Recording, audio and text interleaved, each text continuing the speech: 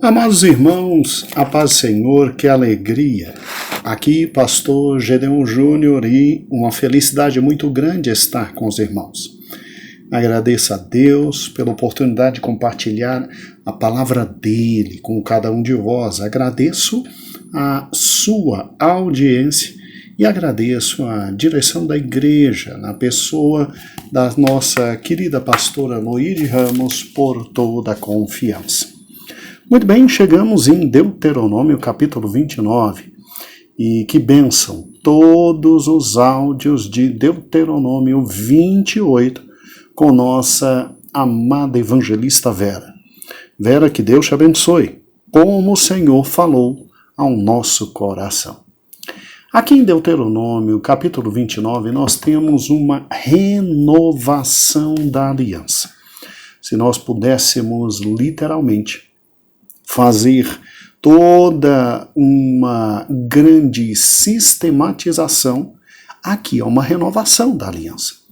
No capítulo 28, Deus fez questão de dizer ao seu povo como deveria andar, de que forma deveria andar e quais as consequências dele andar ou não em sua presença.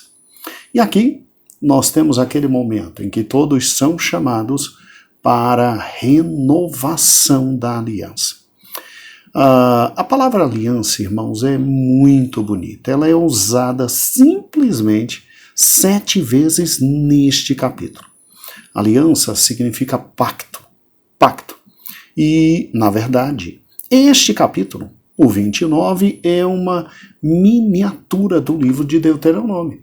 Pode ver, leia com calma. Uma miniatura de todo o livro de Deuteronômio. Moisés, do versículo 1 ao versículo 8, recapitulou todo o passado.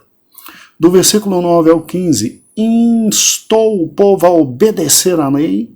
E do versículo 16 ao 29, advertiu os israelitas sobre o que aconteceria se desobedecessem. Ao ler e estudar o discurso de despedida de Moisés, que é este aqui, podemos simplesmente pensar e literalmente entender quão fundamental é a aliança de Deus para com o seu povo. A aliança de Deus para com o seu povo. E apesar, inclusive, de todos os sacerdotes, levitas, terem uma cópia da lei de Moisés sempre para consultar, você pode ler depois Deuteronômio 17, 18, Deuteronômio 28 e 58, Deuteronômio 29 e 20, também versículo 27, e Deuteronômio 31 e 26, nós temos que entender que o resto do povo dependia completamente da sua memória. E, portanto, sempre a repetição era muito importante. Por isso que aqui se repete várias vezes. Olha que interessante, né? A lei é repetida, a lei é lembrada, a lei é trazida de novo à memória de todos e simplesmente assim a lei poderia ser introduzida na vida de cada um. Na vida de cada um. Frequentemente, né, irmãos, a gente esquece. Nós que vivemos no século XXI, a gente esquece. E olha que hoje, com todo o mecanismo que temos, todo esse know-how extraordinário tecnológico, a memória está até ficando de lado, né? Antigamente a gente decorava até número de telefone. Hoje a gente tem simplesmente a lista telefônica dentro de um celular. Decora mais nada, né? Por isso que sempre havia por parte de Moisés o falar e o falar e o repetir de toda a lei para ver se literalmente o povo conseguia introduzir aquilo dentro do seu coração. Muito bem, a aliança declarada em Deuteronômio literalmente não era diferente daquela lá do Monte Sinai. Antes, era uma explicação e aplicação daquela primeira aliança para a nova geração. E por que disso? Porque uma nova geração se levanta. uma nova geração se levanta, porque a geração lá do Sinai morre toda, exceto Josué e Calebe. A do Sinai morre toda.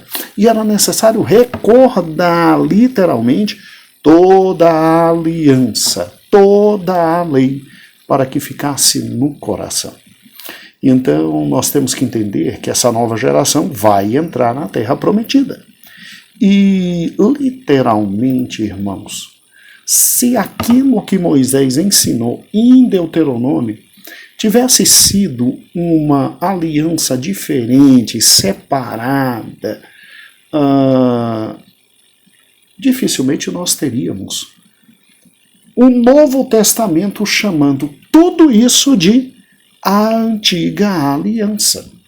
Então, a Antiga Aliança, simplesmente, ela vem do Sinai e aqui em Deuteronômio ela é ratificada, ela é confirmada, ela é explicada e toda ela é uma só, uma só. E, obviamente, que as grandes e novas gerações deveriam viver à luz de tudo isso que o Senhor tinha trazido a Israel. Por isso, em primeiro lugar, o que Deus faz nesse momento sagrado e solene da ratificação, da aliança completa com todos aqueles que eram filhos daquela geração que desobedeceu e agora poderiam entrar na terra prometida, eram aqueles que os pais disseram, não, se a gente entrar, nossos filhos serão engolidos. Pois é, são esses que vão entrar na terra. Primeira coisa que Moisés faz, é do versículo 1 ao 8, ele faz uma recapitulação de toda a misericórdia de Deus. Gente, é incrível como Moisés nunca se cansava de lembrar ao povo a graça, a misericórdia, a bênção, tudo que Deus tinha feito, tudo que literalmente Deus tinha feito. Deus julgou a terra do Egito e livrou Israel da escravidão. Deus cuidou do seu povo na jornada do deserto inteiro. Deus deu vitória sobre as nações ali no leste do Jordão. E por causa de tudo que Deus havia feito por eles, os israelitas estavam prestes a entrar na terra prometida e tomar posse da sua herança. Então, durante toda a longa jornada do povo, Deus não permitiu que suas roupas e sapatos se gastassem até como prova, absolutamente prova do seu amor. Fora o maná e água para beber. Gente, venhamos e convenhamos, um povo nômade como aquele não teria como simplesmente sobreviver se Deus não estivesse com eles. É por isso que a primeira coisa que Moisés faz é simplesmente lembrá-los da misericórdia de Deus, dizendo em Deuteronômio 29, estas são as palavras da aliança que o Senhor ordenou a Moisés que fizesse com os filhos de Israel na terra de Moabe, além da aliança que fez com eles no Horeb. Então, não pense que é duas coisas diferentes, é uma lei só. Uma lei só, mas agora é uma nova aliança com os filhos daqueles que foram rebeldes. Teve a aliança lá no Sinai, no Horeb, e agora tem uma nova aliança com este povo que aqui está. E filhos deles, uma aliança agora que os dará a condição de vencer e entrar na terra prometida. E aí Moisés, versículo 2. E chamou Moisés a todo Israel e disse, tendes visto tudo quanto o Senhor fez perante vossos olhos, na terra do Egito, a Faraó e a todos os seus servos e toda a sua terra. Quer dizer, Moisés lembra a misericórdia de Deus para com eles lá no Egito. Versículo 3, as grandes provas que os teus olhos têm visto, aqueles sinais e grandes maravilhas. Versículo 4, porém não vos tem dado o Senhor um coração para entender, nem olhos para ver, nem ouvidos para ouvir, até o dia de hoje. E 40 anos vos fiz andar pelo deserto, não se envelheceram nenhuma das vossas vestes, e nem se envelheceu o vosso sapato no vosso E olha que fantástico, olha o versículo 6. Pão não comestes e vinho e bebida forte não bebestes, para que soubesses que eu sou o Senhor vosso Deus. Ou seja, até a comida, o maná, até a bebida, a água, eu é que dei para vocês, fazendo o milagre de alimentar mais de 2 milhões de peregrinos e forasteiros aí no deserto, por minha misericórdia. E olha que lindo, né? Que fantástico. E ainda quando os inimigos vieram, livrei vocês, versículo 7. E vindo vós, pois, a este lugar, Sion, rei de Esbom, Og, rei de Bazã, saíram ao encontro da peleja, e nós os ferimos. E tomamos a sua terra, inclusive já demos para quem? Versículo 8. Aos Rubenitas, aos Gaditas e a meia tribo dos Manassistas. Aí depois que Moisés traz à memória do povo tudo e absolutamente tudo que Deus tinha feito, ele diz, guardai, pois, as palavras desta aliança e cumpri-as, para que prospereis em tudo quanto fizerdes. Irmãos, Deus não é Deus que simplesmente exige de cada um de nós fidelidade e obediência por qualquer coisa, não. Ele não é simplesmente alguém que, de forma absoluta e terrível, se impõe. E vamos ser francos, ele poderia, não é verdade? Se você parar e pensar, ele poderia, ele é Deus sobre todas as nações, é Deus sobre todos os povos, é Deus sobre todos nós, ele manda e ele desmanda toda coisa e tudo, e absolutamente tudo está nas suas mãos.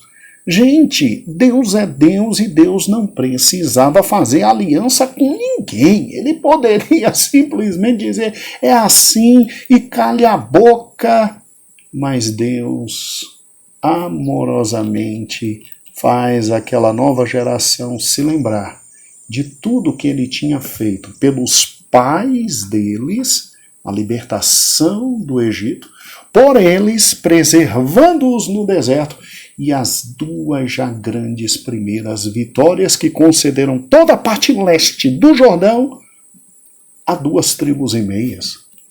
Gente, olha que fato fantástico. É um Deus que senta para conversar com a gente, é um Deus que senta para dialogar com a gente, e é um Deus que simplesmente diz, vem cá, como é que é? Já se esqueceu do que eu fiz por você? Já se esqueceu do que eu dei para você? Olha, bota uma coisa, eu tenho para você uma aliança, eu tenho um pacto com você, eu tenho um pacto na tua vida, e vamos ser francos, eu fiz o impossível. Lembro para vocês com um exemplo muito simples. 40 anos vocês estão aqui no deserto, a roupa de vocês está novinha e perfeita, e o sapato de vocês está novinho e perfeito. Ou seja, você já parou e pensou nisso, que Deus é Deus de detalhes, detalhes que eu e você não vemos, detalhes que eu e vocês não acompanhamos. Quem é que acompanha todo dia se literalmente a roupa ainda está boa, se literalmente sapato não está desgastando? Pois você tem um Deus que cuidou de roupa e sapato de 2 milhões de pessoas num deserto e nada faltou. Nada faltou. Você já pensou nisso? Você já pensou que esse Deus é Deus de graça, misericórdia, bondade, amor, vida? Já pensou nisso? Eu estou aqui gravando esse áudio pensando que Deus maravilhoso, né? Deus que cuida de detalhes, Deus de minúcias, Deus que cuida daquilo que para nós é um nada, para nós é um absoluto nada, mas que tem todas as coisas em suas mãos. Eu estava pensando hoje à tarde e raciocinando, puxa vida, Deus é Deus, nesse texto que acabamos de ler, Deus é Deus das grandes maravilhas do Egito. E foram fantásticas, né? E Deus é Deus das pequenas coisinhas maravilhosas como um sapato que não se desgasta. Um texto como esse é fantástico porque o Senhor nos lembra que para Ele tudo é possível, que não há limites para Ele, que Ele é Senhor sobre todas as coisas. Porque pare e pense em cada uma das pragas do Egito. E olha que nós estudamos a miúde. Se você quiser, inclusive, Pastor Heber, ele disponibiliza direitinho cada uma das pragas. Nós estudamos lá na igreja com slide, com vídeo, com tudo. E a gente olha e diz assim, meu Deus do céu, que coisa fantástica, né? Mar todinho se transformando em sangue. Você pode imaginar toda a água potável do Egito se transformando em sangue? Isso só Deus faz. Mas também você pode imaginar um povo que simplesmente não precisou de roupa nenhuma e que um sapato não desgastou. Vamos lá, quem de nós olha para sapato? Senão as mulheres, né? Graças a Deus pelas irmãs. E vê que está desgastando. Eu mesmo lá olho para sapato, eu boto no pé. E o máximo que eu faço é limpar para não sair sujo, né? E olho lá. E dia a dia, Deus cuidava para que nenhum milímetro do sapato se desgastasse. Ele é maravilhoso. Ele é formidável. Ele é extraordinário. Ele é Deus grande e todo-poderoso. Ele é fantástico. É incrível exatamente isso, o cuidado dele por cada um de nós. E olha aqui, o texto ainda diz, ele termina, meu amigo, eu já dei para vocês simplesmente todas as terras. A maior prova disso é que ao leste, aquilo que vocês quiseram, já tem simplesmente tribos participando de tudo. A tribo de Gade, a tribo de Ruben, meia tribo de Manassés já estão a leste, já estão participando, já estão com tudo ali. É difícil vocês, pois, guardarem minhas palavras?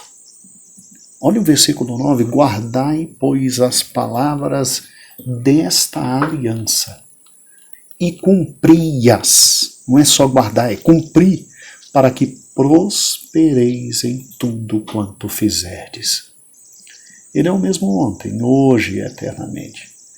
Com amor imerecido, cuida de cada um de nós, com graça extrema ao nosso lado está. E somente diz, guarda minhas palavras, cumpre minhas palavras.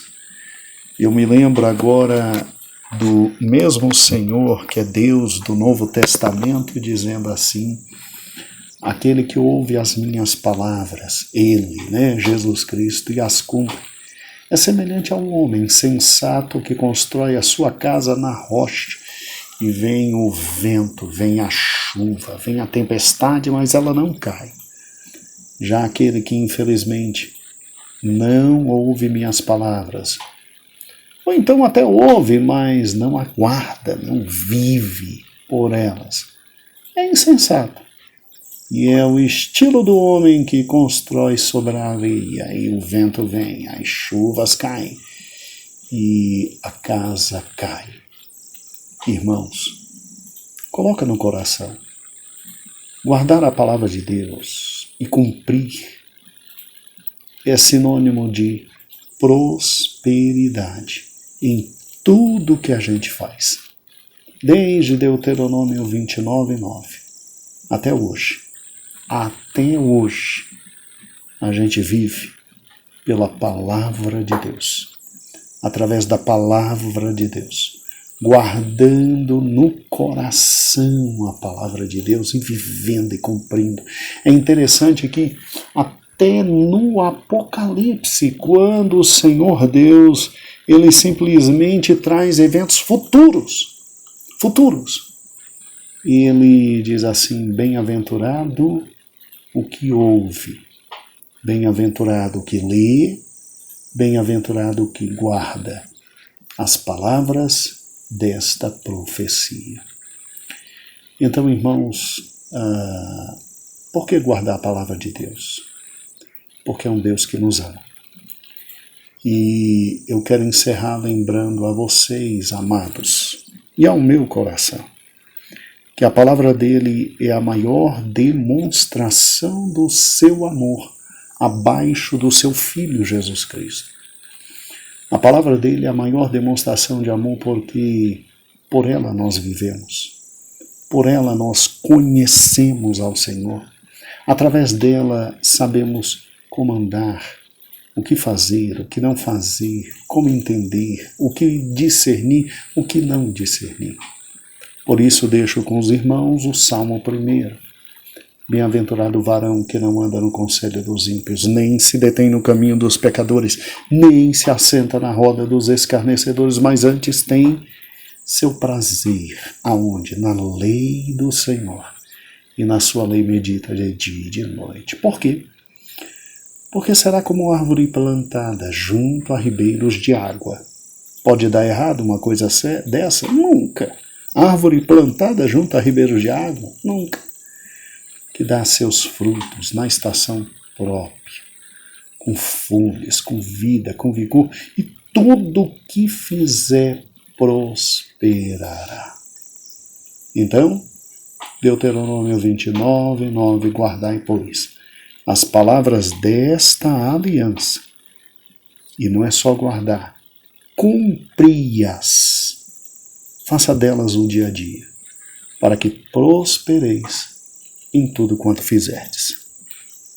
Muito bem, começamos Deuteronômio 29. Amanhã continuaremos, e pela graça do Senhor, depois de amanhã, terminaremos. Um grande abraço. A paz do Senhor, aqui Pastor Gedeon Júnior. E que lindo esse Deus. Deus dos grandes milagres, como transformar toda uma terra, a sua água em sangue. Mas dos pequenos eventos, como não deixar sapatos desgastarem. Que Deus maravilhoso. Irmão, um grande beijo. A paz do Senhor. Que o Senhor esteja contigo, te guardando, te protegendo e te abençoando. Viva nele, descanse nele e aproveite a existência nele, porque ele é Deus de grandes feitos e de pequenos e escondidos milagres. A paz do Senhor, até amanhã.